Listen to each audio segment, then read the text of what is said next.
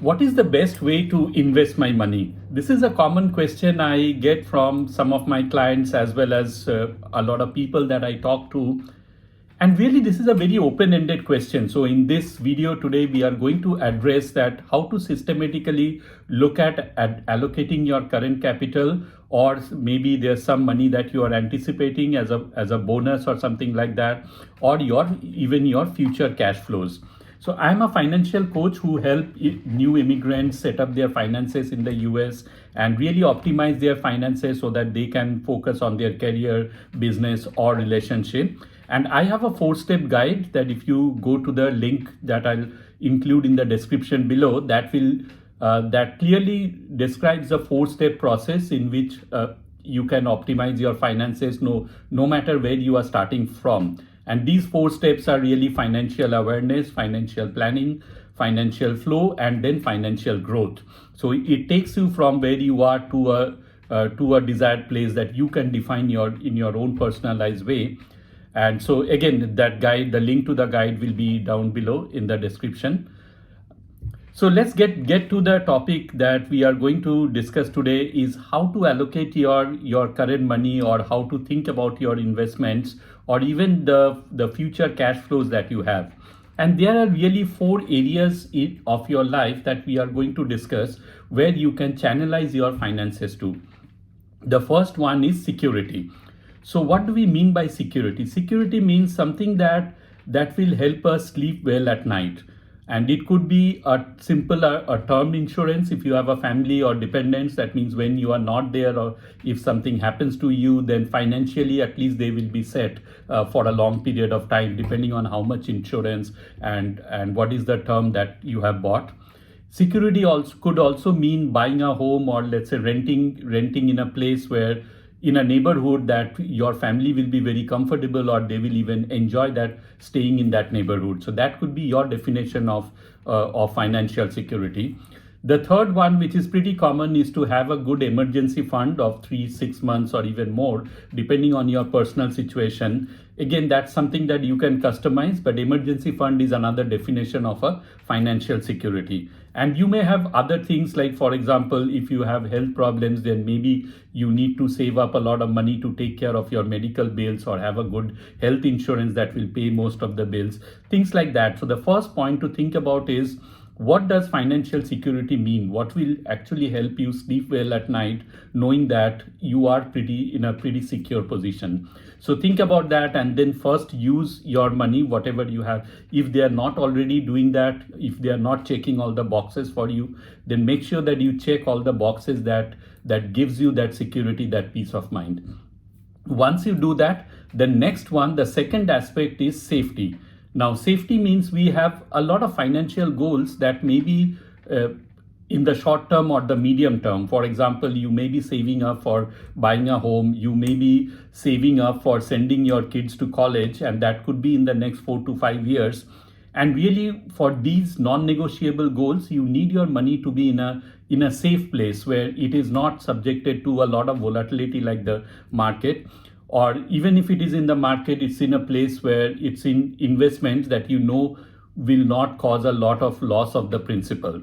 So these are your safety buckets. And example of safety buckets, as I said, could be you are saving up for down payment of a home. It could be saving for kids' college. Or let's say, even if you don't like your job today and you really want to get out of that and start something of your own, then that could mean a bigger emergency fund. Yeah, I would not call it an emergency fund. I would call it something like a freedom fund or a setting up business fund, whatever you call it.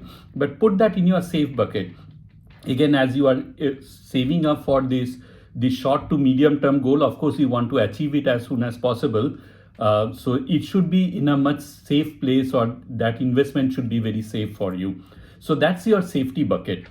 Then the third bucket is our growth bucket. Now, growth bucket is very easy to explain. A lot of us who deal with investments, or even if you have some idea of investments, you know that in the long term, the stock market, real estate, or similar such investment vehicles are actually growth driven. That means as businesses grow, as they make more money, you as a shareholder start making more money in those.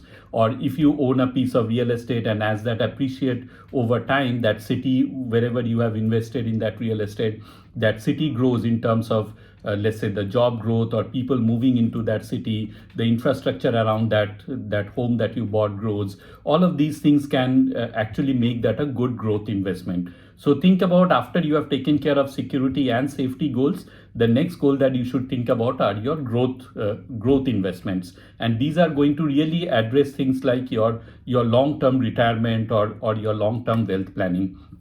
Now, inside 401k or whatever retirement plans you have, and if you have that from your employer and if your employer is also matching, make sure you basically take advantage of that. And sometimes there are a lot of tax benefits in these growth investments. So take all of these into account, talk to an investment or a certified financial professional, and set up this growth bucket, but only after your security and safety buckets are done. This is your growth bucket. And then finally, as you approach retirement or your planned retirement, which could be much earlier than the traditional age of 60 to 65, you should also start thinking about some income. Think about that income bucket. That means the part of investment that are going to generate regular income for you. Maybe it's monthly, quarterly, or even yearly. And some examples of this could be like investing in stocks that will generate dividends for you, or investing in those dividend ETFs or dividend mutual funds. And then before you actually retire, you can keep reinvesting those dividends so that they will kind of build up that asset, and that in turn start increasing your passive income. So passive income, some people call it passive income, but there are different ways of achieving that. So dividend stocks is one of the things. You can buy cash flowing real estate where maybe the appreciation is not much, but it is a good cash flow generator, where after taking care of all your expenses and mortgages and property taxes and maintenance, you still have from the rent, you still have a difference which acts as a pure income to you. So that's a positive, that is called a positive cash flow real estate investment. There could be other investments which will also generate some kind of income for you. So that's the last bucket, and most of the times people focus more on the growth bucket till they get very close to retirement, where some of those growth investments can be switched over to a more income generating investments. So these are the really 4 steps in which you can start building your financial life. So first step was the security, as we talked about. The second one was some of your near-term goals, which should be in a very safe kind of investment. And these are, and don't be afraid to just keep it parked in cash or cash-like investments, because again, these are goals that you don't want to compromise on. So those are your safety bucket. And then the third bucket are your long-term growth investments. And these could be investments in your retirement plan or your other wealth building plans. And then finally, as you get closer to retirement or whenever you want, or maybe if you have a lot of money to invest, you can also have a part of your investments which are income generating. So really, security, safety, growth, and income. These are the 4 places that you can organize your finances today, and also channelize your future cash flow to start filling up those in this particular order. So hope you like this video. Again, I have a 4-step guide that you can go and download from the description below. The link is in the description below. And there I really describe how to set up your financial future or organize your finances in this way. And it has these 4 steps, very similar to what I described, is a financial awareness. That means what you are today, and is your finances giving you the peace of mind? And then we go into financial goal. That means what are your near-term goals for which safety of principal is very important. And then finally, financial flow and financial growth. So hope you like this video, and please click the like button below, and do subscribe to my channel. That way YouTube will show you more videos from this channel. And this channel is really about that Pareto principle of personal finance, where I believe that if you do 20% of the things right in your personal finances, then it will take care of 80% of your financial results. So again, thank you again for listening. See you in the next video.